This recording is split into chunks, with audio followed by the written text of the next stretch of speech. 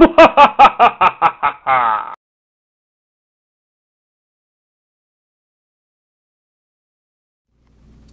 guys, it's Evil Professor. We're going to look at TFCon Toronto exclusive World's Smallest Transformer G2 Flamethrower. Whew, that's a lot to say. It's one of the world's smallest Dinobots. It's an exclusive from Transformers convention, TFCon, imagine that. That's in Toronto. This came out in 2007.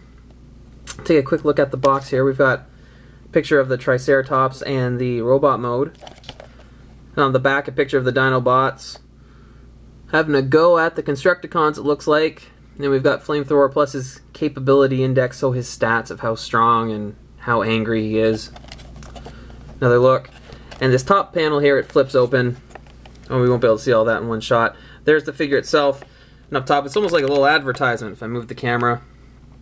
So again, Toronto TFCon exclusive, world's smallest Transformer Dinobot Flamethrower. And look at that. There's a gold-plated lucky draw one. Unfortunately, I didn't get that one, but what you gonna do? So we're gonna have a look at this figure. It's gonna be basically Slag from Generation 1 in his G2 colors, but incredibly small. So just hold on one second. We're gonna open up this packaging, dig out the Transformer, and have a look at G2 Flamethrower. Hey guys, I'm back. We're still looking at G2 Flamethrower, also known as Slag, world's smallest Dinobot. Before we look at that, we're going to look at a couple other things. First, geez, it's a very plain figure. Where's all the little details and stuff you might see on these? Well, in the box you get this. And it is a sticker sheet. I'm very, very bad at taking these and putting it on these. So, I chose not to. Maybe one day I'll be able to talk someone into doing that for me and make it look really nice. But for now, I'm just going to abandon that idea, because it'll be horrible if I try. Besides the instruction sheet, the other thing that's kind of notable from the box is we get the character card. Flamethrower, world's smallest Transformers, Dino Robots. Okay. The back of the card looks the same as the back of the box. The front of the card, however, if we go back to that, this is clearly Slag. We've got the original Generation 1 colors, whereas if we go back to the box, you can see they were nice. Someone was nice enough to use their Photoshop skills to turn it green and red instead of just the regular gray and red. Okay. We're not going to worry about that too much anymore. Let's look at the figure itself. Get him back in the spotlight. In his Triceratops mode, not going to be a whole lot you're going to do with him. You're going to move the legs a little bit. A little joint there. Same with the front leg. Do the same thing with the other side. The horns do move a little bit, but not a whole lot. And let's face it, what are you really going to do with that? And the mouth can kind of go up and down, so we can pretend he's talking, or make him look like he's about to toss his cookies, or maybe he's just slightly angry. Grr, arg, whatever. That's him. So let's turn this bad boy into robot mode.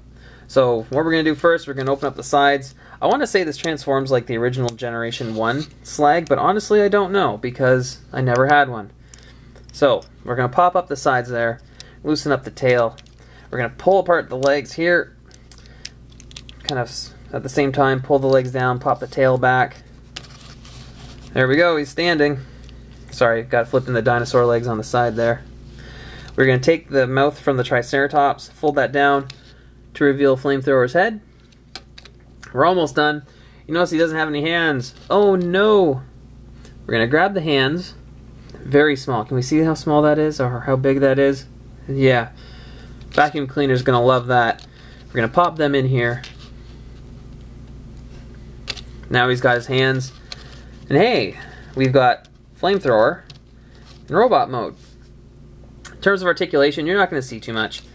Arms are gonna move up and down. We can move the legs here, but let's face it, that's not really gonna do us a whole lot of good. We're not gonna pose this one too much. But we can take his Energon sword and we can put that in one of his hands there. And we can take his blaster, his laser gun, whatever we want to call it, and we're going to put that in his other hand there, and there we have him. Now the one thing I want to say about this figure is that the plastic does feel very flimsy. Even when you're just transforming it, you're kind of wondering if you're going to snap it in half.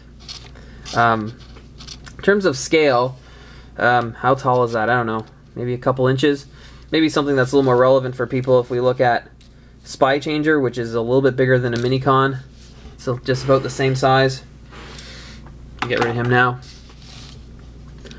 It's a decent figure, you know. I still see these at the toy shows sometimes and the conventions.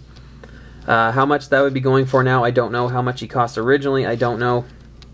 The color scheme is from Generation 2, which I always thought was mildly horrible. I always liked the Generation 1 color scheme better, but this isn't too bad. In fact, you could leave this out as a Christmas ornament. We could grab a little bit of string and hang him from the tree. He's got the right colors. But, you know, he's pretty good. It's nice to decorate your computer, maybe guard your monitor.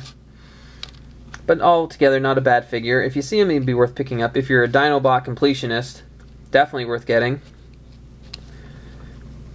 But there you have it. TFCon Toronto exclusive Generation 2 Flamethrower, one of the world's smallest Dinobots. So if you see him, he might be worth picking up. Just fun to play with, and pretty cool. So thank you very much. Have a good night.